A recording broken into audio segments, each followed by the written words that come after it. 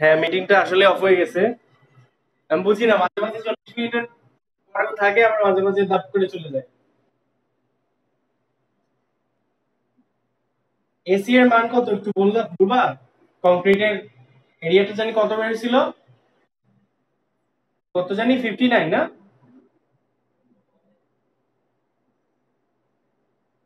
খেয়াল করো ও আচ্ছা, ওটা গ্রস, হ্যাঁ। 48.6। হ্যাঁ। আর এই এএসআর এর ভ্যালু হচ্ছে গিয়ে, এএসআর এর ভ্যালু হচ্ছে 0। সো এই পার্ট কিন্তু বাদ। ঠিক আছে। 48, ওই তো 48.6, ওটাই তো বললাম। কত আসে তাতে দেখো তো।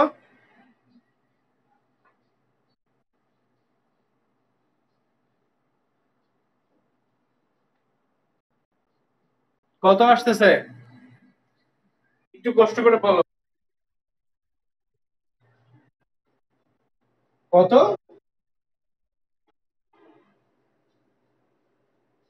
98,000? এই কয়টা জিনিস গুণ করে 98,000 আসছে? শিওর? এই এখানে তো প্লাস। এবার করো।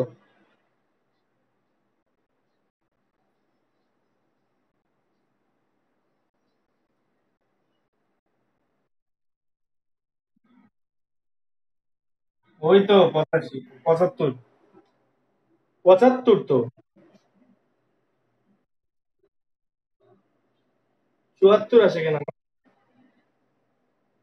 46, 10.4, 0.85, 5, 48.6, এরকমই তো। আমার তো 675 আসে। ক্যালকুলেটর নষ্ট নাকি? 74 আসে না শিওর?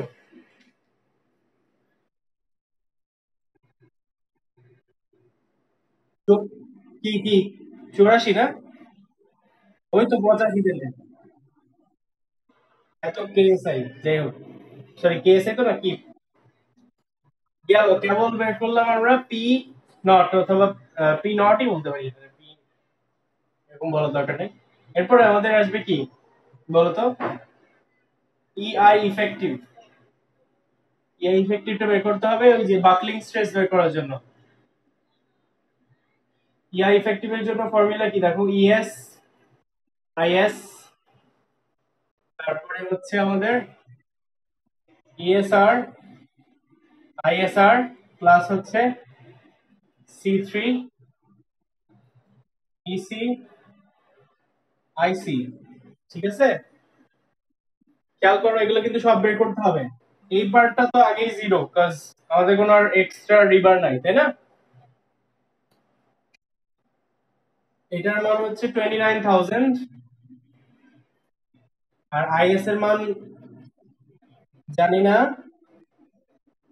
আর এখানে সি3 এর মানও জানি না, বের করবো।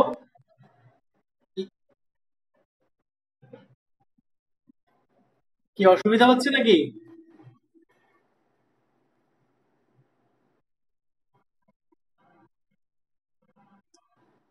বুঝলাম না, একটু আরেকবার বলো।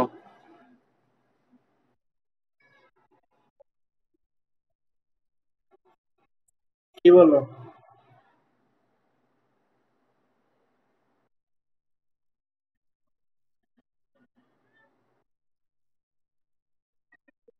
হ্যাঁ হ্যাঁ হ্যাঁ, ওই অনেক সময় ডিফোকাসড হয়ে যায়। অনেক সময় ডিফোকাসড হয়ে যায়, ওটা প্রবলেম হয় মাঝে মাঝে। আচ্ছা, তাহলে ইসি এর ভ্যালু কত? 3900, কষ্ট করে বের করছি আমরা। আর এদিকে আইসি এর মানও জানি না, হ্যাঁ। তাহলে কি লাগবে? ইএস লাগবে, সরি আইএস, আইসি আর সি3, তিনটা ভ্যালু বের করবো আমরা, হ্যাঁ। তিনটা ভ্যালু বের করব।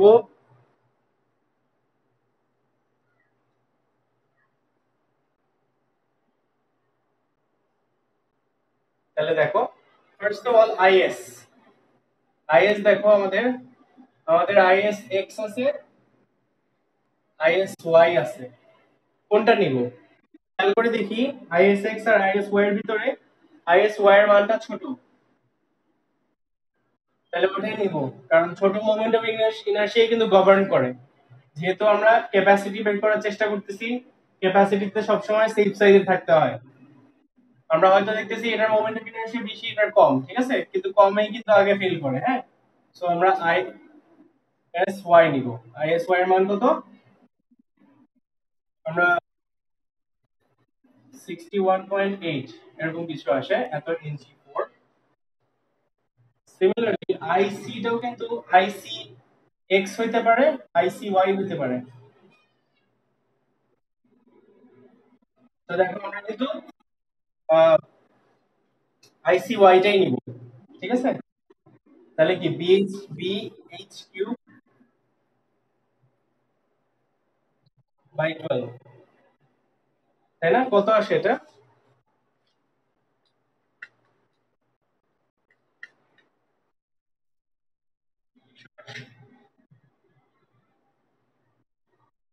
ঠিক আছে, 180 ইঞ্চি 4।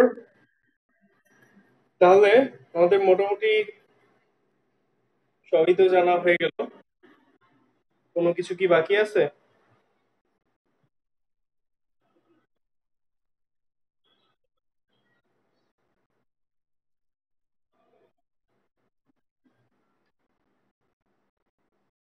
হুম, এটা কিসের পাইলাম? ও আচ্ছা, খেয়াল করো এটা কিন্তু আইজি বের করতে, এটা কিন্তু গ্রস একটা, কারণ 6 আর 10 টিসি না, তাহলে তো এটা গ্রস, তাই না?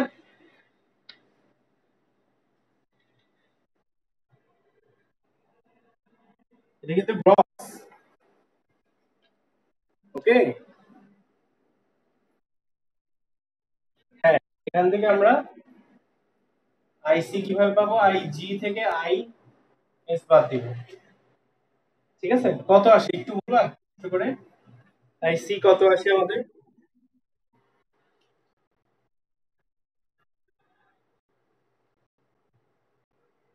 118.2, তাই তো, এত ইঞ্চি টু দা 4।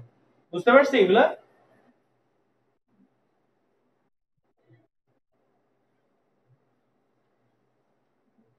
বুঝতে পারছি আইসি, আইজি, এগুলো সব বের করা বুঝতে পারছি আশা করি। এরপর আমাদের কি সি3টা বের করতে হয়। সি3 বের করার ফর্মুলা আমাদের জানা আছে। সি3 হচ্ছে গিয়ে 0.6 plus 2 into AS by AS plus AC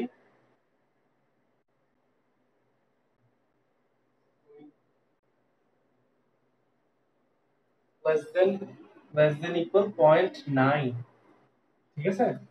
আমরা দেখি কত আসে, এটা কত আসে বলো তো?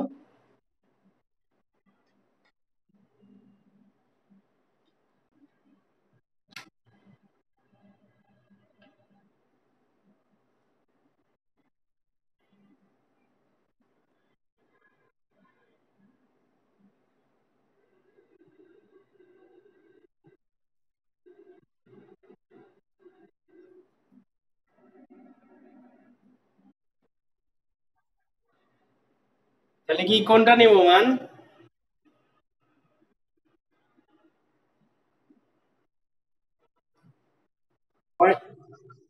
হ্যাঁ হ্যাঁ, শুধু 9 নিব, তাই না? কারণ যেহেতু লেস দেন ইকুয়াল বলছে, এটাই নিব।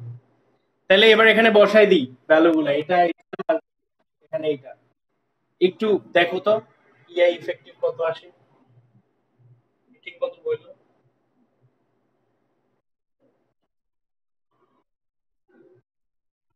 ওরে বাবা, তুমি তো মনে হচ্ছে ইয়াদের মতো কথা বলতেছো, কি বলে, উকিলদের মতো। সায়েন্স স্টুডেন্টের মতো বলো না, সায়েন্টিফিক ভাবে বলো। ওরে বাবা, না না না, 10 টু দি পাওয়ারে বলো।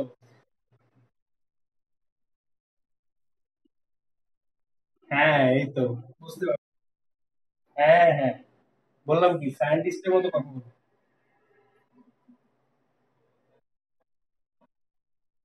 এই তো, এবার হয়েছে। ঠিক আছে, এই ইফেক্টিভ পেয়ে গেলাম। এবার আমরা জানি বাকলিং বের করার জন্য আমাদের কি ফর্মুলা লাগে। আমরা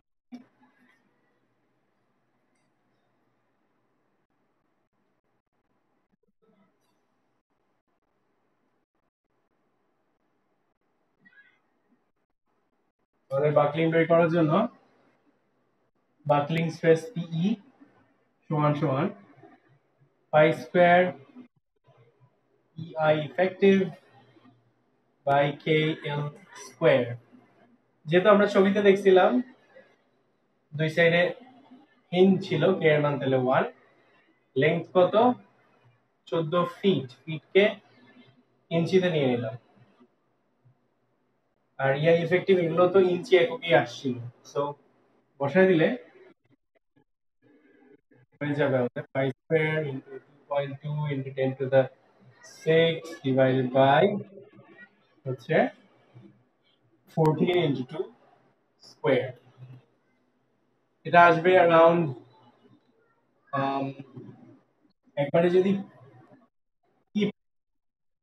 ইপে আসবে কত আসে, ও 12 এটা, সরি 12, তাহলে 469 এর কাছাকাছি আসবে নাকি মনে হয়। এত কি দেখো তো এত কিছু আসে, 469 এর আশেপাশে আসে।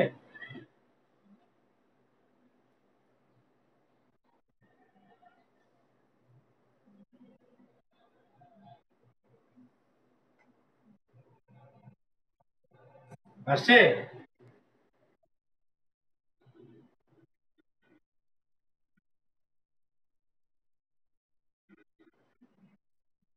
তাহলে আমাদের পি নট বাই পি এর মান বের করে ফেলি। পি নট কত ছিল, পি নট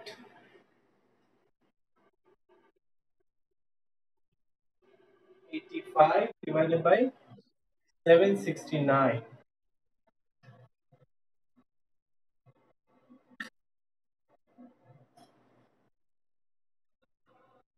0.9 এর মতো আসে তাই না, which is কি less than 2.25, অর্থাৎ পি নমিনালের ফর্মুলা তাহলে কি দাঁড়াইলো, পি নমিনালের ফর্মুলা দাঁড়াইলো P naught into 0.658 to the P naught by পিই।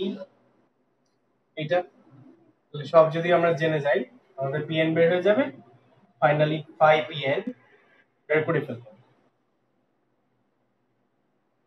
5 PN এর মান अराउंड 472 বা এরকম কিছু একটা আসবে, বা 70 জাতীয় আশেপাশে। এত কি দেখো তো এরকম কিছু আসে,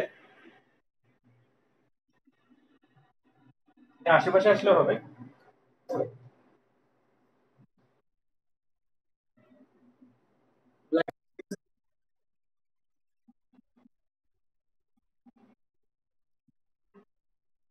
ফ্যাক্টর করা ছাড়াই আসতেছে। ও হ্যাঁ, পিএনটাই তো আসতেছে, ঠিকই আছে, পিএনটাই এটা আসতেছে। হ্যাঁ হ্যাঁ, ফাইভ সহ কত আসে তাহলে, ফাইভ সহ কত আসে, এটা আসে 470 মনে করো, হ্যাঁ। ইয়েস, 0.75 হলে 352। আর আমাদের লোড কত, আমাদের লোড কত, আমাদের পিইউ কত দেখো তো, পিইউ হইতেছে গিয়ে 1.5 into P dead load plus 1.6 into P live load. এটা করে দেখি, 352 আসে না, ঠিক আছে, অসুবিধা নেই। ডেড লোড লাইভ লোড কত, 32 ছিল আর 84 ছিল, 1.2 ইনটু 32, 1.6 ইনটু 84।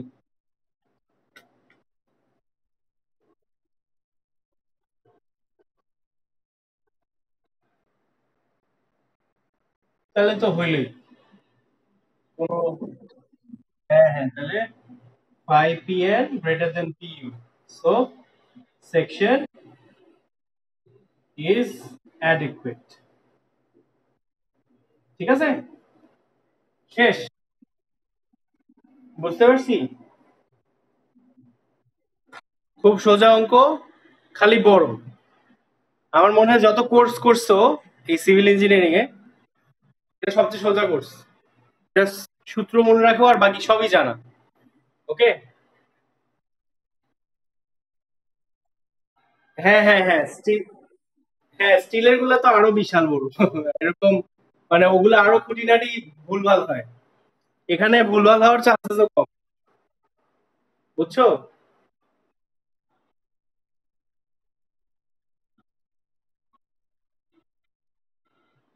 বুঝতে পারছি, সব মিলে এখন আসলে সমস্যা। যাই হোক, তো তাও আমরা চেষ্টা করি যতটুকু আগানো যায় আর কি। তোমরা সাথে থাকো, তাহলেই হবে।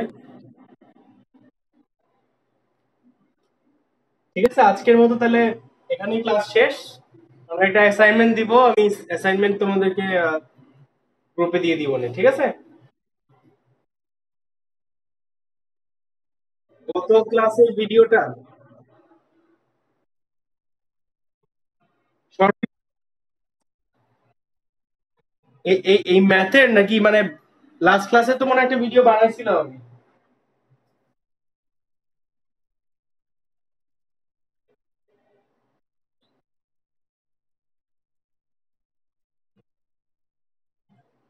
ও,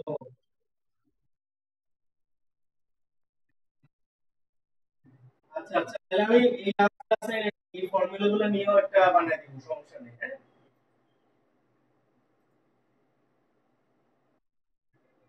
ঠিক আছে।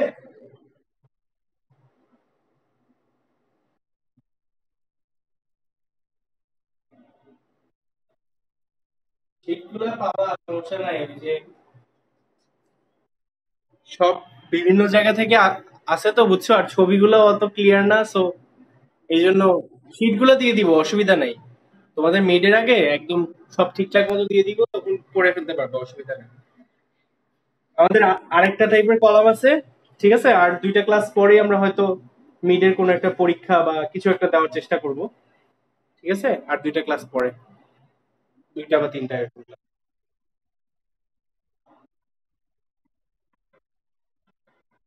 মেইন ফোকাসটা আসলে অ্যাসাইনমেন্টই, বুঝছো? কারণ অ্যাসাইনমেন্ট করলেই বুঝবো যে তোমরা করতেছো ঠিক মতো অ্যাসাইনমেন্ট গুলো, হ্যাঁ?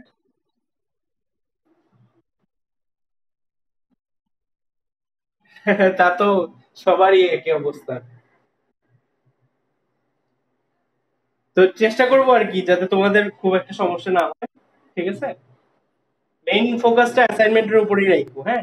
অ্যাসাইনমেন্ট আর ক্লাস অ্যাটেন্ড করাটাই খুব জরুরি।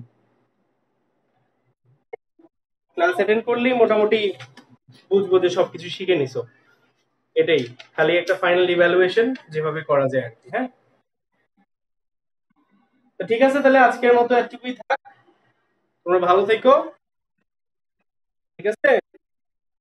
আচ্ছা, আদাব, আসসালাম সবাইকে।